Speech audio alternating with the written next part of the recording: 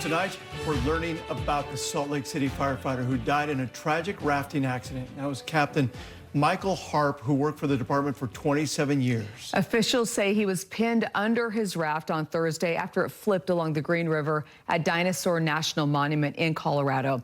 News specialist Shelby Lofton spoke to a friend of Harp's who was on that trip with him. Shelby, heartbreaking scenario.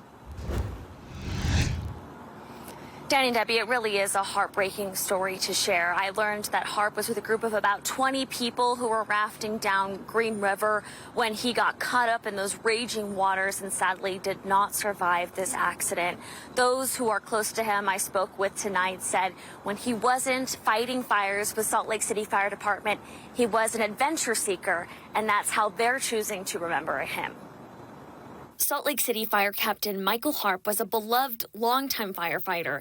He was a part of Utah Task Force 1 and went to Ground Zero on 9/11 to help the country through some of its darkest days. For Jade Pierce, I didn't know he was a firefighter for the first little while. He was a friend who was always up for an adventure. He became close with Harp on the slopes. You'd be up on the hill and you'd see Mike come flying out of the trees. In the mountains and on the water. He was no stranger to this river. A summer river running trip took them and a group of their friends to the Green River in Colorado. After we had gone through the rapid, we heard on the radio that Mike had flipped his boat. Pierce said it's a risk that comes with the hobby. His boat was pinned between these two rocks sideways. And my first thought was, how did that happen? Pierce said the accident happened so fast, there's nothing Harp could have done to stop it. His partner, Irina, who was on the front of the boat, had shot out and made it in between the rocks before the boat came down on top of him and pinned him underneath. He said the group knew their friend was gone, but did what they could to recover his body in the fast-moving waters. One of our guys had climbed up on top of the rocks and tied off a water jug to his ankle. Around 8 the next morning, rangers said Harp's body was found 10 miles downstream. Had it not been for that blue water jug, he would have definitely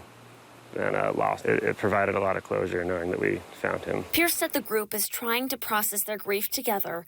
They agree their friend was happy until the end. There's no other way that Mike would have wanted to go out, having an adventure. Now they're seeing the father, veteran firefighter, hero, and adventurer get the attention and praise they say he deserves. Every chance he got, he'd be doing something that he enjoyed doing. So that would be my biggest takeaway from Mike, is just live to the fullest. And Pierce told me that Harp's son Austin was also on this rafting trip. He said his daughter Ariel, who's in college, had just gotten to her study abroad program in China when this accident happened, and she's now making her way back home. We have a GoFundMe link in this story on our website, ksltv.com, to help his children. But tonight we know that the group of people who were with Harp got together to celebrate his life, share memories, and try to heal from this accident. I'll send it back to you.